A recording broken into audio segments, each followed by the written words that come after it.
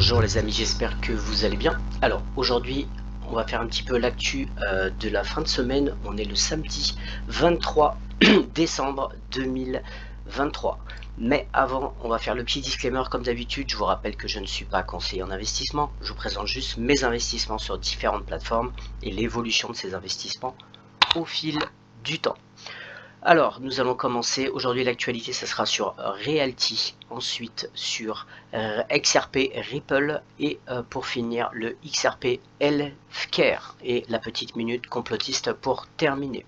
On va commencer par Realty. Nous allons voir qu'il y a actuellement, les rendements sont un petit peu moins intéressants. On est à 7,26 pour Chicago. C'est limité. C'était déjà une maison qui était déjà mise il y a pas mal de temps et ils ont largué quelques tokens, mais ça peut être intéressant pour se diversifier car pour une fois c'est pas à Détroit, c'est à Chicago. Là pareil, on est sur Montgomery et le rendement est de 7,35. Voilà. Ensuite il y a deux maisons de réinvestissement actuellement. On a la Woodingham et pour le futur investissement, on a Grayton à Détroit. Voilà pour Realty. Je vous rappelle que les rendements sont entre 7 et 10%. Je ferai une vidéo quand nous serons pendant le bull run pour vous donner un petit peu où je vais placer mes plus-values. Tout simplement, Realty fera partie bien sûr du lot. On va passer l'actualité sur le XRP. Et la première chose, je vous invite à aller sur le site de Ripple et de regarder les prédictions pour 2024. Voilà, l'article est très long, donc je vous laisserai les liens, vous pourrez regarder, c'est très intéressant de voir les prédictions que l'équipe de Ripple ont pour leur entreprise. Moi, ce que j'aime bien, c'est la petite photo qui, en fait, c'est un tunnel et nous voyons le jour à la fin. Je pense que réellement 2024 sera l'année tout simplement du XRP de Ripple et le jour, ça voudrait peut-être dire selon moi que le procès va se terminer en 2024 et que par la suite là ça sera la sortie du tunnel. Voilà, on va passer sur une nouvelle qui est vraiment une très bonne nouvelle. Les institutions financières en Europe, en Amérique du Nord et dans diverses autres régions ont reconnu leur investissement dans XRP. Le comité de Bâle sur la supervision bancaire, BCBS, a divulgué s'engager dans diverses activités de supervision en réponse à l'émergence d'actifs virtuels au fil des ans. Le comité CBCB collecte des données détaillées sur les avoirs cryptographiques des banques, y compris des informations sur les actifs crypto individuels. Au total, 19 banques ont présenté des données sur leur investissement en actifs crypto. 10 des banques provenaient de pays d'Amérique du Nord, alors que 7 étaient des banques européennes. Les deux autres provenaient d'autres régions. Et là, on peut voir donc le rapport sur l'exposition au XRP ont indiqué que leur exposition totale sur la crypto s'élevait à 9,4 milliards d'euros. En outre, les résultats ont indiqué que XRP s'est classé comme le troisième plus grand altcoin pour lequel les 19 banques ont reconnu des engagements substantiels. En particulier, le XRP représentait 2% de l'exposition totale des 9,4 milliards. Alors vous allez me dire, c'est pas grand-chose, 2%, mais c'est déjà pas mal, et surtout que ça va aller crescendo, c'est-à-dire que l'argent va rentrer, les banques vont de plus en plus investir dans la crypto, et donc ce pourcentage va monter évidemment, et là ça sera bon pour nous qui détenons du XRP. Donc c'est à peu près ça correspond à peu près à 205 millions. Alors par rapport à la capitalisation boursière, c'est pas énorme, mais je peux vous dire que sur le fil du temps, ça va augmenter, et donc ça va jouer sur la capitalisation boursière d'ici quelques années plus sévèrement. Parmi les 20 principaux actifs crypto déclarés par exposition, d'autres entrées remarquables incluent Cardano, Polkadot, Solana, XLM et LTC. Voilà, bien sûr, le BTC et l'Ethereum sont à eux deux représentent 53% des 9 milliards. Maintenant, je suis persuadé que le XRP va leur prendre la place et donc vous voyez que l'argent va couler à flot dans tout simplement le XRP par la suite. On va passer à une autre nouvelle qui est tout simplement le PDG de Ripple Metaco. Alors c'est le PDG de Metaco en fait qui est détenu au niveau des actions tout simplement par Ripple, a été nommé en fait chez Ripple SVP. Alors qu'est-ce que SVP? C'est senior, que je vous dis pas de bêtises, en anglais on dit senior.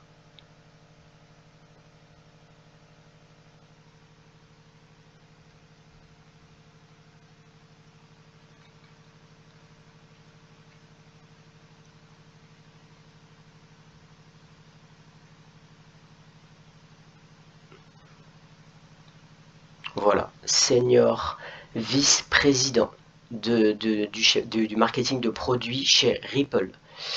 Donc il se rapproche, de toute façon Ripple détient Metaco, donc c'est pas étonnant. Donc on va lire l'article. Dans une tournure notable des événements, le PDG de Metaco, Adrien Treccani, a maintenant été nommé SVP à la société mère Ripple. En mai, la société de blockchain Ripple a acquis Metaco pour 250 millions de dollars. À l'époque, Metaco a révélé que bien que le Ripple soit devenu l'actionnaire unique de la startup, les deux sociétés fonctionnent de manière indépendante. Mais là, avec le rapprochement, comme il est nommé SVP, je pense qu'il va y avoir encore plus de rapprochement entre ces deux sociétés. Donc Metaco continuera à fonctionner comme une marque indépendante et unité commerciale dirigée par le fondateur et PDG Adrien Treccani. Maintenant, 7 mois plus tard, il semble qu'il y ait un changement dans la politique opérationnelle. D'abord repéré par un passionné de XRP aux yeux d'aigle, un utilisateur de Twitter, Adrien Treccani a maintenant été nommé Senior Vice-Président de Product of Ripple. La divulgation a été vue dans un nouveau post dans lequel Ripple a partagé ses prévisions de 2024 pour l'industrie de la crypto-monnaie. Je vous invite d'ailleurs à regarder ces prédictions.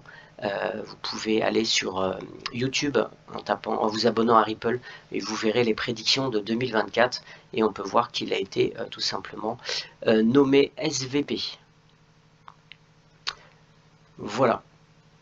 Eh bien, j'ai presque fini pour le XRP.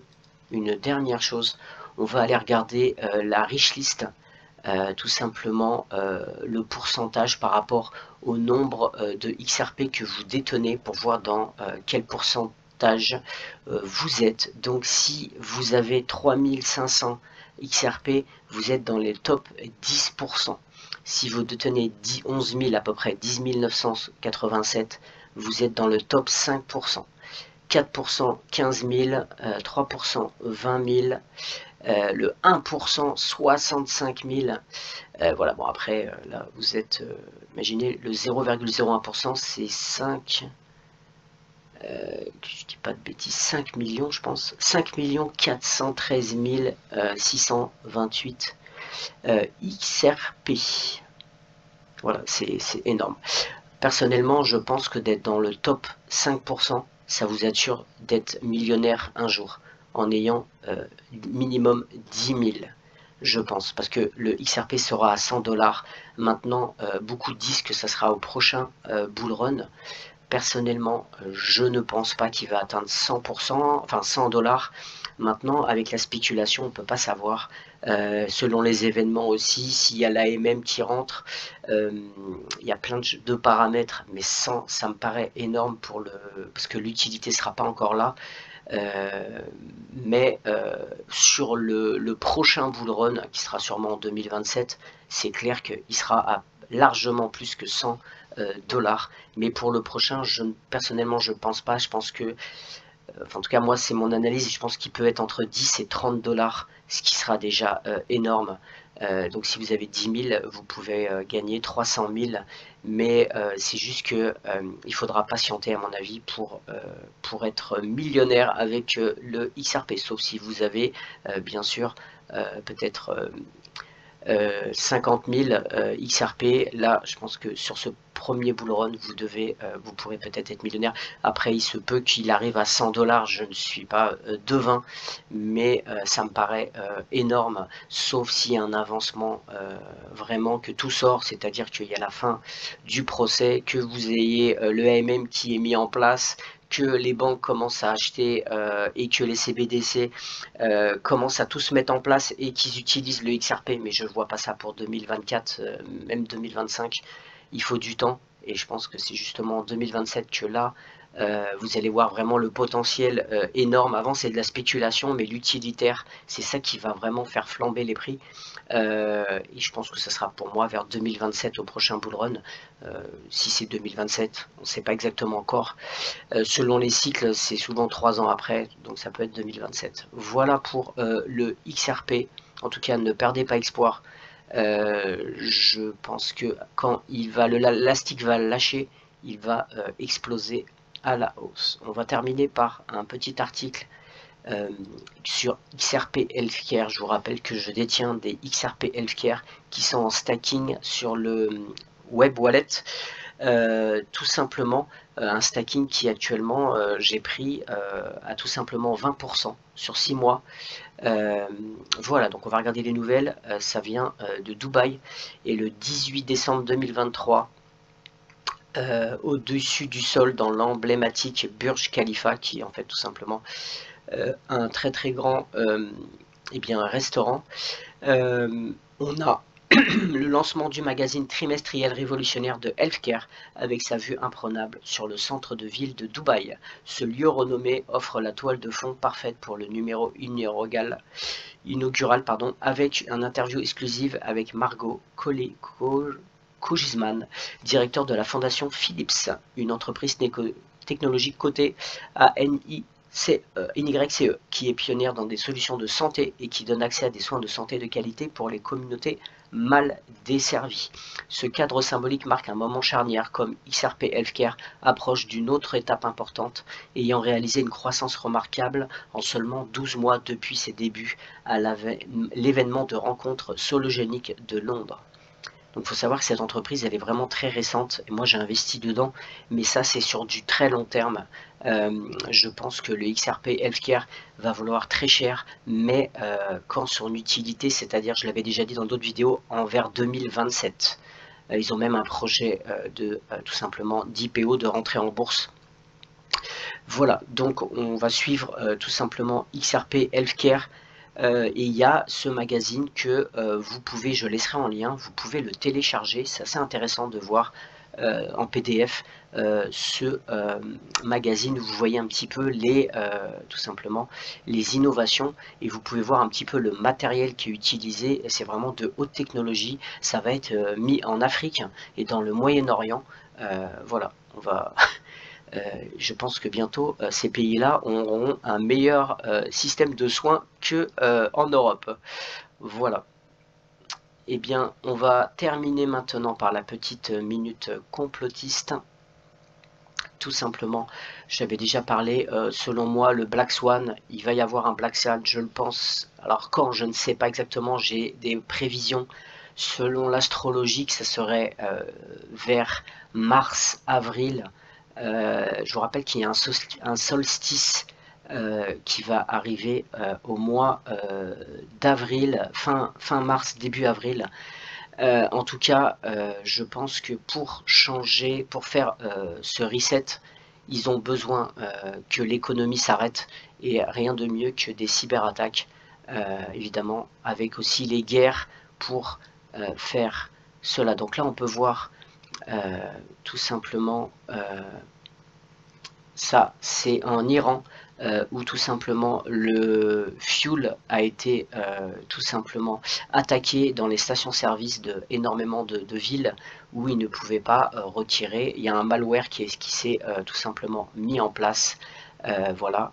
Et donc ils ont été en panne. Il y a des attaques en fait dans énormément de pays. Là c'était pour le système de pétrole de distribution en tout simplement en Iran. Voilà, là c'est tout simplement une assurance, et c'est la deuxième plus grande assurance aux États-Unis qui a été en hors ligne aujourd'hui pour contenir l'impact d'une cyberattaque. Et ça, ça date de tout simplement il y a 2 jours. Mais tous les jours, vous avez tout simplement des attaques. On va regarder une, je l'ai pas. Alors, elle n'est pas traduite, mais ça c'est en Inde où c'est carrément les systèmes, voilà, l'incidence des cyberattaques augmente chaque jour pendant la phase croissante de la technologie. Une cyberattaque a été découverte à Bhopal, la capitale du Madhya, ça c'est en Inde, et ça c'est tous les dépôts municipaux pour les services en ligne du département de l'administration du développement urbain. Cela a perturbé les services publics et des organismes urbains. Et là, si vous tapez cyberattaque sur Google, vous allez voir que ça n'arrête pas. On va regarder une dernière chose. Ça date d'aujourd'hui. Donc là, c'est tout simplement une cyberattaque majeure sur les soins intensifs dans les hôpitaux d'au moins 3 États aux États-Unis. Voilà, vous en avez un paquet, ça n'arrête pas actuellement. Eh bien écoutez, j'ai fini pour cette vidéo. Ma prochaine vidéo sera un petit peu différente. Elle sera sur mon portefeuille crypto. Je vous ai jamais vraiment dévoilé,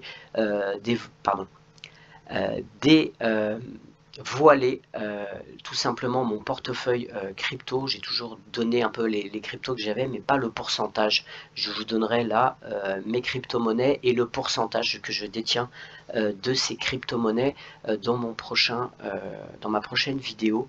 En tout cas, je vous souhaite d'excellentes fêtes tout simplement de Noël, et si vous avez aimé la vidéo, n'hésitez pas à liker, à commenter, et à très bientôt. Ciao.